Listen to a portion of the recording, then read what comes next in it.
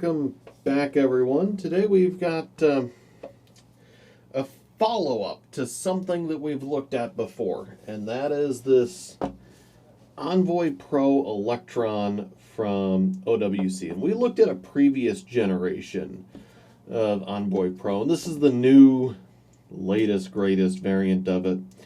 Looks like this claims to be the fastest, toughest, mini-sized Usbc bus-powered SSD in the universe, per the marketing claim. To that end, we have a 1TB SSD. Included in the box is the Envoy Pro itself, a USB-C cable with tethered Type-A adapter, and the quick start guide. Typical list of OS requirements: Mac OS, Windows, iPad OS, Chrome OS, Android, etc. Any Mac PC or tablet with a USB or Thunderbolt 3 or later port. It says it's rated for 3.2 Gen 2. This is where it gets more interesting. This is an NVMe M2 2242. Those are not very common. The warranty changes based on how you order it. With the drive, it's a 3-year warranty. Without the drive, it's a 1-year warranty. Typically, if you're going to buy this, especially in this capacity, you're buying it with the drive. Not that you can't get other 1TB drives, but M2 2242 drives are not just a dime a dozen on Amazon. It's not like it's a 2280 where I can list 10 vendors that sell 2280s. Off the top of my head, 2242s are kind of a specialty part, and then in a 1TB capacity, even more so. Claims 10-11 megs per second, crush-proof, dust-proof, waterproof, IP67 rated, built like a tank. You know what? Should I run this one over with the car? It's been a long time since I ran something over with the car. This claims to be crush-proof, so I should be able to put it under my tire and just pull right over it. Yeah, and that's it. So let's go ahead and cut into it. Pretty typical retail packaging from someone like OWC. First off, we get another Arconis key. Does anyone actually use this? Like, should I do a giveaway for Arconis keys? Let me know in the comments below. Drive formatting utility, which is pretty typical for OWC because they support OS X and Windows. They kind of do both. Their drives usually come with a utility so that you can pick how you format it optimally for the device. And then just a typical warranty card. Although I'm going to give OWC credit here. This one specifically says it's for the Pro Elektron. They actually bother to customize these warranty cards for the device. They don't just include something that they ordered a bulk pack of that was generic enough to cover all the things. So here's the drive. And it is bigger than that Kingston XS2000 we just had, but not by much. And that is aluminum. I really like the construction there. Behind some foam, we have our USB-C with tethered Type-A to Type-C dongle. I don't know how I feel about this. It's convenient, but this is also a much larger Type-A to Type-C dongle than other drives have included. I mean, look at how ridiculous that plug is. It's more convenient than the one that I just had from Retop that was a separate part. And it definitely is a very secure locking fit. But that is huge. This appears to be an 18-inch cable. Does it actually say how long the cable is?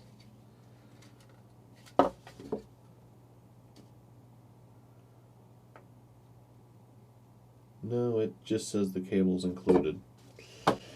Alright, so before I get too far ahead of myself, one thing I want to do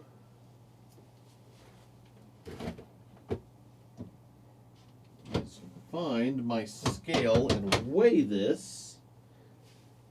Well, I seem to have misplaced it, so I'm going to find that and follow up with it. But I am going to say that it claims that it weighs 85 grams. That's about twice what the Kingston drive did. I don't know if that includes the cable or not. So here it is, a brick of aluminum. And this is the second time I've seen this. I'm kind of bummed. Is that you can order this with no drive. And if you order with no drive, OWC would have given me a screwdriver. Because this one came with a drive, they didn't give me a screwdriver. And I'm going to have to find what looks like, like a T6 to open it up and see what's inside. Nope, even smaller. So are we like a T5? T5. Because I want to see what's in there. I mean, this is an unboxing. I'm not going to spend 4 hours running it through the whole SSD test suite today.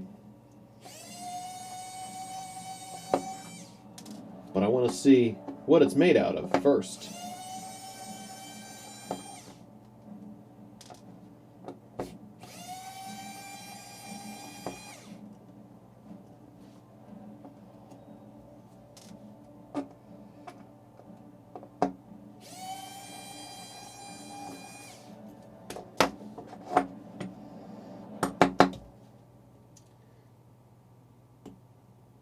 There's a gasket in here.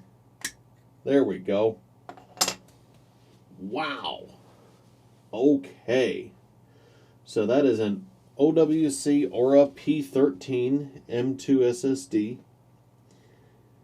And that is a Scion PS5013-E13 controller, which I think is a DRAM-less controller, which is fine for an external device. Man.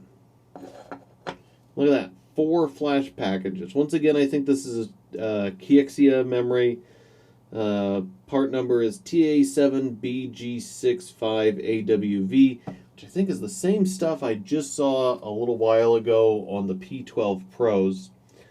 But look at how itty-bitty that controller is. Now, what I don't see is my USB interface. So that must be on the back side of this printed circuit board.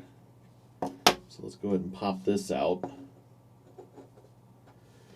And we have an AS Media ASM2362, which is a pretty common USB-C, or USB I should say, to NVMe controller from AS Media.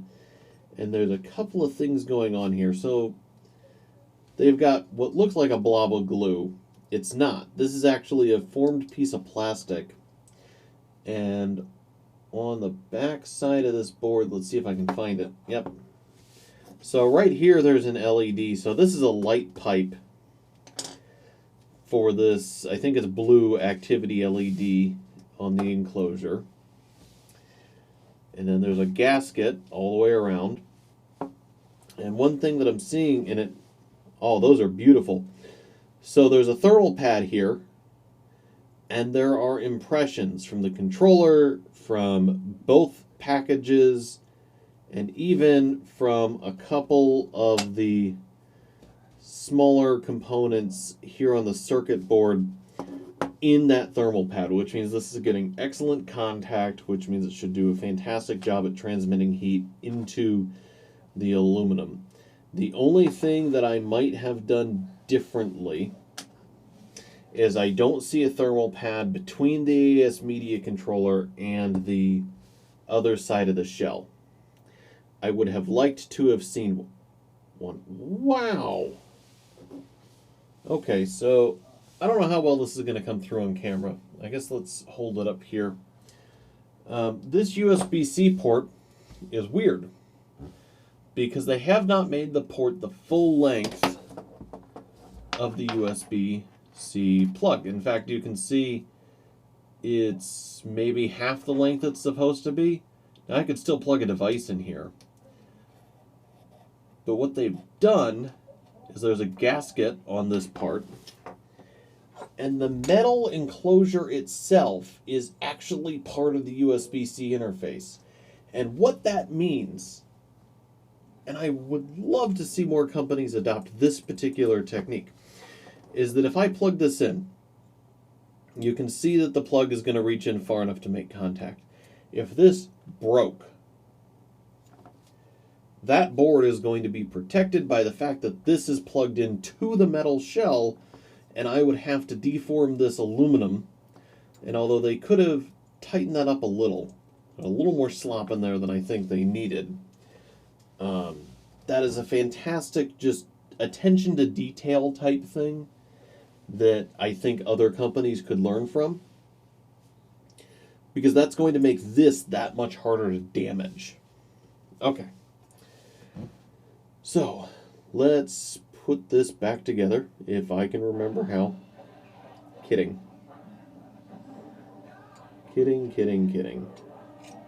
This goes in like that. And then those four hold the shell in. These two hold this in. So, while I'm putting it back together, let's talk about what we're going to do. First up is the drive itself is going to go through our normal SSD test bench, which is going to be done on our new-ish, I keep calling it new, I built it 6 months ago, 9 months ago at this point, Z590 bench. Since we no longer need to rely on my P50's Thunderbolt port for USB-C 10 or 20 gig now. This will also have the drive removed a second time to have the drive tested on its own in an M2 slot in the test bench. And the reason for that is, number one, that lets me just test the P13. Number two, I don't get a lot of 2242 drives. If this was a 2280 in here, I might pass by it if I had benched something similar, but I don't get a lot of 2242s, so I want to see how this does on its own. And number three, that tells me how much performance is left on the table by that controller. And that could either be a little or a lot depending on the drive itself.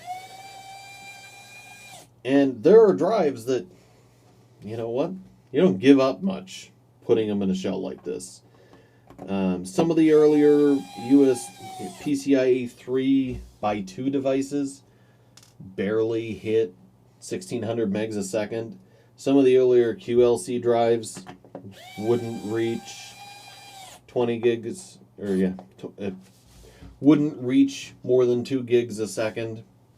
So putting those on a 10 gig USB-C interface, not a big deal. Now if I plug this thing in and I'm breezing 3000 megabytes a second, I'm going to be kind of bummed that they only put a USB 10 gig interface in here.